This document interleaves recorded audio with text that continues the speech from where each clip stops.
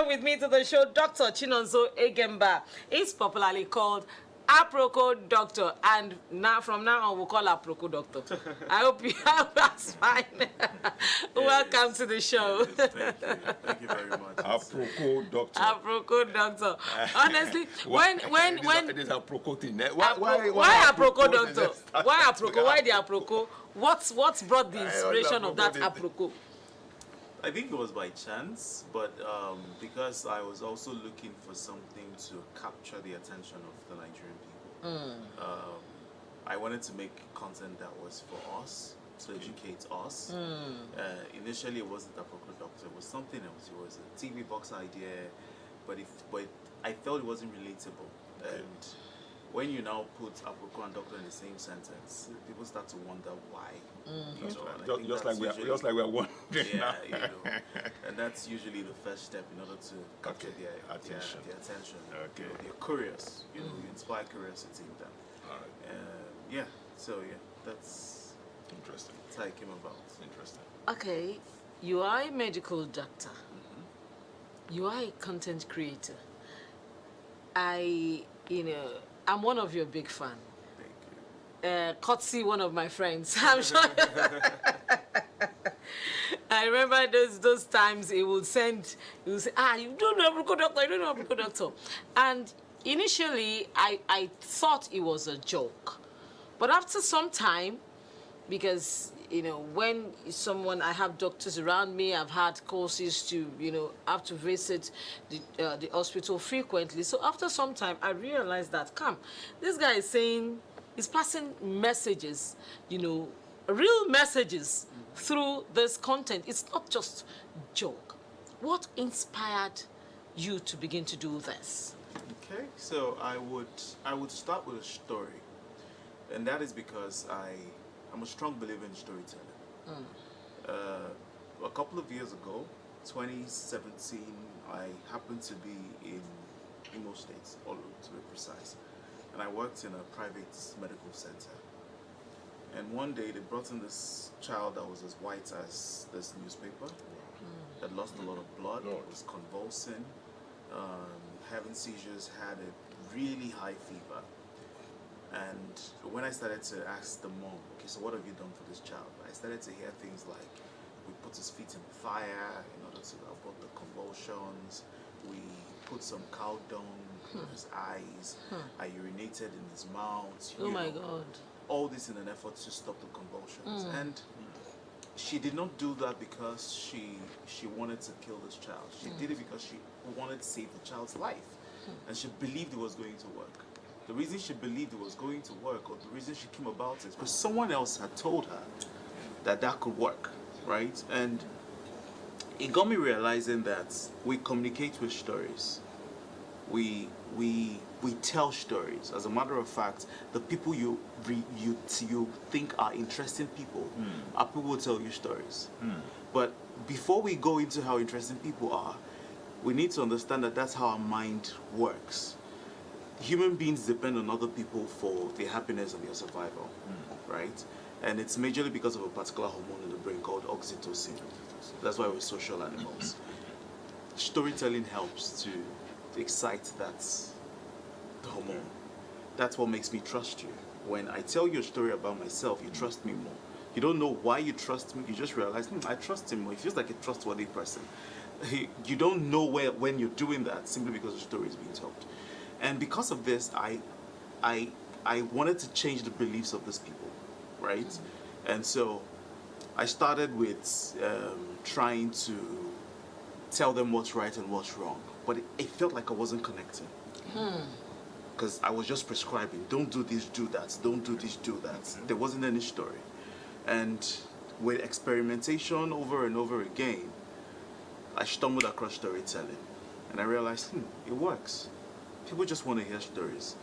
So I now decided, okay, we'll fuse the information inside the story so they get a 2 package for 1. Now, the thing about storytelling that is beautiful is it's easier for you to recite a story you've heard than an information you've received. That's right. I mean, that's firsthand. Yes, so you can recall a movie you've watched 10 years ago. That's right. but you probably can't even remember what you were taught the first day in class. That's it.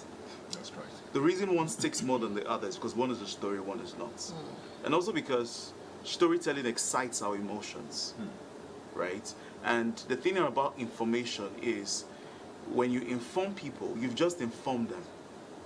Most times they sit on that information and that's it. But when I tell you stories, I've activated your emotions, it's easier to inspire you. It's inspiration that leads to action, not information. So the previous way of medical information was basically just passing across information, but it wasn't changing behaviors. Yes. The moment we switched to storytelling, people's behaviors started to change. Especially telling the story in a comical way. That's just the thing. So tell me, over the years, the challenges that you've had to face in creating and implementing these skits-based health campaigns. I think one of the first challenges I faced were from people I expected support from. And the reason was, when I started this, it wasn't conventional. Yes.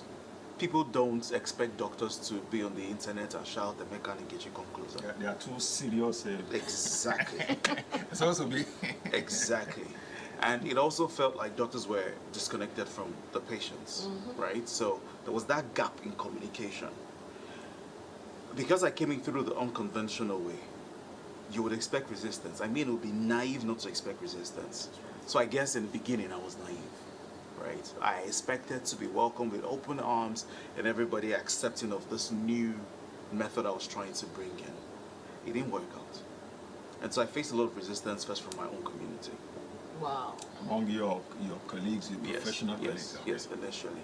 And I don't blame them for it because it's unconventional. When people are faced with something unconventional, one of the first reactions we have is to fight it because it's strange. Human beings don't like change. Exactly. They don't like change. Our brains respond better to familiarity than to novelty.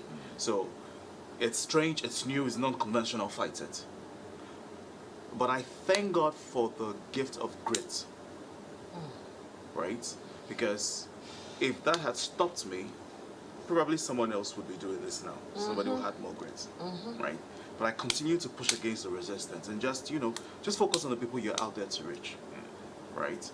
And then I continued, and now, it looks like almost everybody's accepting of it. Some people hate me with their guts, and that's fine.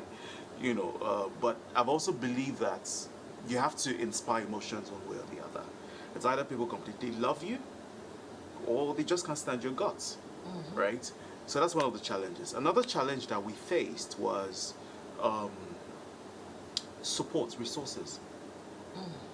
So right now we have a team of over 20 people working on the stories, and we didn't start with that. We started with myself alone shooting this. We started with a small team of about 3, So it's been a lot of sacrifices over and over again. And one of the reasons is, probably this is an avenue to speak to the right parties. We as a country need to focus more on health promotion. Because when we talk about universal health care, health promotion is one of the major pillars of it. People need access to the right medical information. Because when we have the right medical information, it's going to influence our behaviors. That's now going to influence our quality of life. When people don't know better, they're not going to do better. That's right. Now, it looks like, oh, I like him. It's just she's doing this out of the largeness of his heart, but that's not entirely true. It's also a fine boy, so I mean. But resources, funding, because when we look at the stories that populate the market right now, I mean, call me old-minded. I grew up in a generation that when you watch a movie, you're learning something from it. That's it. But right now, it's looking like we're just watching movies for the sake of movies. It's just pure entertainment. And I'm not saying that's a bad thing. Or listening to music just for the fun of just listening compared to what we used to have. Exactly. And I'm not saying that's a bad thing. I'm saying that at some point, because storytelling is a very powerful force, let's utilize it to persuade people for good. That's right. But in order to do that, you need funding. Yes, no doubt about that. No, not that. Of course. It means it has to be taken as priority, or else capitalism just takes over, and it's a natural occurrence. People will do what is popular among the people, right? So right now, one of the challenges we're facing is actually resources. You need access to the right people, you need access to the right funds, you need to continue pushing this thing in front of the screens right now, because, okay, so one of the pet peeves I have is when people say, oh, who's Apricot Doctor, just a content creator. And I'm like, I've actually impacted society so much that I don't think I should be called a content creator anymore, right? But the reason people refer to it as content creation because it seems like it's limited to just digital media. Meanwhile, there are a lot of people who actually don't have access to digital media who should be influenced by the stories. So it's actually something that is larger than it should be. But until we have the right people funding it. Okay, I'll take you up on that, but not after. I want us to see some of. I don't even know what to call it now because they don't want to become content creator again. You can call it films. Okay. You can call it skits. Skits, okay. So the producer, please let's see a few of maybe one or two of the skits. Child has been looking at from morning till night. And WHO sir should tell you that if your child is below 1 year, they have no business with tablet or phone at all, no screen time. Bombastic side eye. If your child is between 2 to 4 years, they should not spend more than 1 hour with tablets or phone. Why? Simply because this particular time of their lives is when their brain is still developing a lot of things that you are going to use as an adult. Fine motor skills, how to write, how to use, all these small things, even how to develop language. Cognitive development is when they interact with other people. That's when they can read faces. For some people, they can stay like that for hours. It's also encouraging sedentary behavior. And all these things can affect them as adults. Oh my God. Because I know that some of you, the moment Emeka and Nkechi says malt and milk, the first thing that comes to your mind is blood tonic. Some of them have increased their self to jollof rice extract and they've added tin tomato inside. You will tell me whether it's jollof rice you're trying to cook inside your blood. I'm here to tell you this morning that malt and milk and even the addition of tin tomato will not help your body create blood. Let's break it down. If your body needs to make blood, there are certain minerals and vitamins that they need. One of the most important is iron. Another one is folate. Yes, folic acid. Another one is vitamin B. So mixing all of this will not give you the amount of these vitamins that you need. Jay! Rather than wasting all your money in this economy, just go to the market and buy ugu or pumpkin leaf, like the Oyibo people used to call it. Pumpkin leaf basically has high amounts of these vitamins and are enough to actually increase your blood level. So if you ever feel the need to increase your blood level because you think that your blood is low, this ugu is more than enough and it's cheaper than this. Except this longer throat that is doing you and you just want to know what this tastes like because you have heard that. Hi, my name is Apricot Doctor. For real? Yeah. That guy I see on my socials now, Kechi Animika. Yeah. Oh, Tashi, man, your office is fired up, and your outfit is giving. How can I help you? You can't help me, man. Just I just gotta tell you, man, your steez is on 100. Interpreter! My G now. That's my vibe, man. Type shit. For real, man, I feel your vibe. Your shorts Just on good. 100. Type shit. Could you please help me ask him what's wrong with him? What's going on?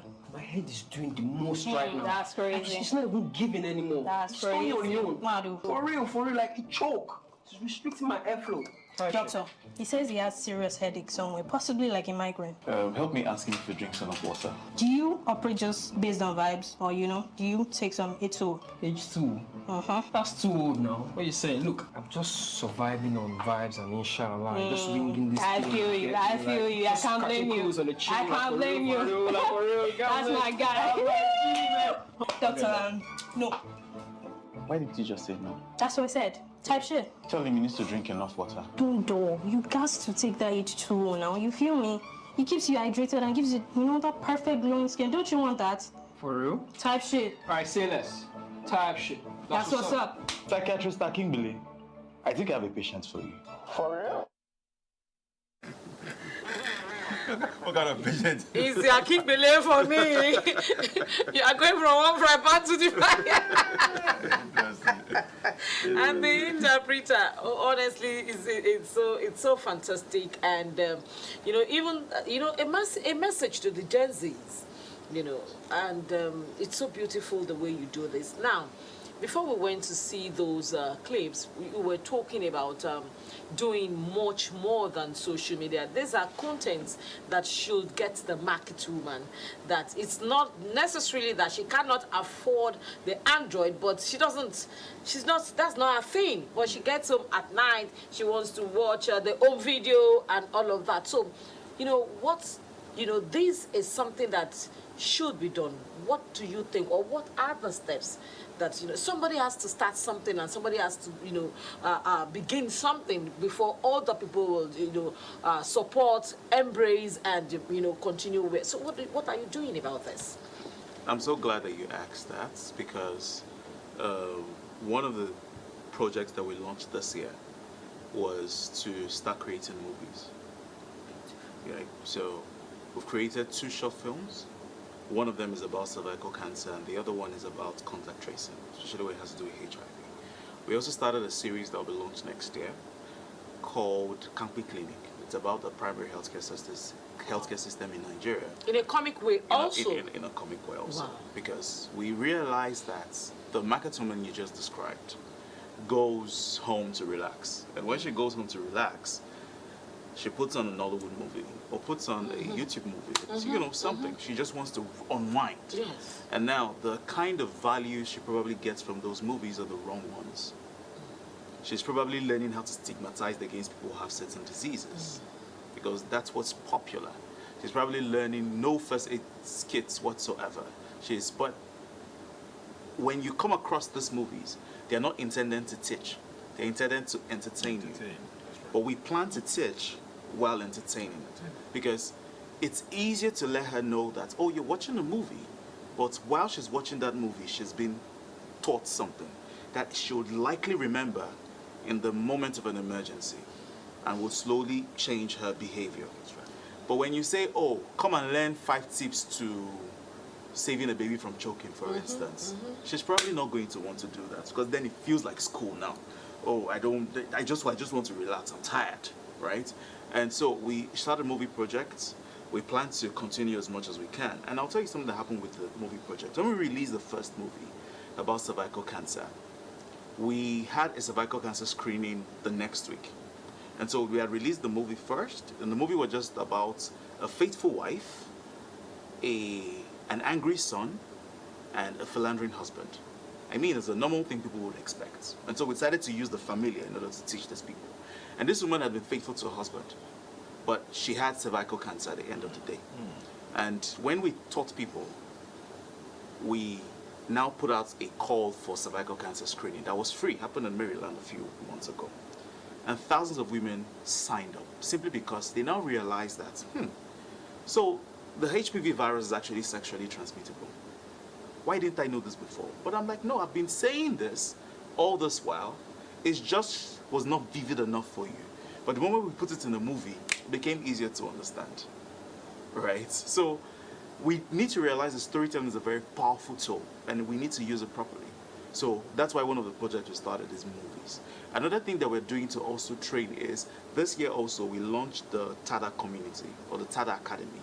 It's simply us now training other health professionals who are interested in communicating this better. So we're training them for free now. We will be graduating our first cohort list by the end of this month. Wow, well done. Interesting to know. I mean, there's another doctor like that I used to see doing what you do. I can't remember his name. I can't remember his name now. I mean, doing this. So I think it's catching fire now. Okay? And there's very important need for this to be communicated out there, especially in terms to do with our health. And I think it should, just like I was saying, it should go beyond the social media. For me, this is like a PSA, public service announcement, because it's really short. The messages can be retained. But Your attention span. Attention span. So yeah, I think you should do more of collaboration with the media houses particularly And the movie makers. Yeah, and particularly the television house in particular, they can be as free content. Just can be pushing this out. It's not about just laughing, but the message. Because this has to do with our health. So, public health is very, very important. Television stations can use it as fillers. As fillers. You understand what I'm saying? Beyond, we know that social media is bringing this other one. But then, the information can just be out there because truly people need this vital information about health. Well done. Honestly, because of our time, I would have wanted to ask you, what in Nkechi and Emeka do? Why now? All right, honestly, it's been a wonderful pleasure to have you here this morning with us. It's been really, I know I've been on your trail, for some time, and thank you in the midst of your busy schedule for making us our time to be here this morning. Yes, we have been talking about the strategy of utilizing skits in health communication, and we have had Dr. Chinonso Egemba as our guest. Is popularly called Aproko Doctor. Thank you for being our guest this morning, and I think this is a good place to wind down the show this morning. Yes, till we come your way, same time, same show next week. Yes, we are always here for you every Saturday, 10 a.m. We will be here next week again. My name is Yinka Kenny.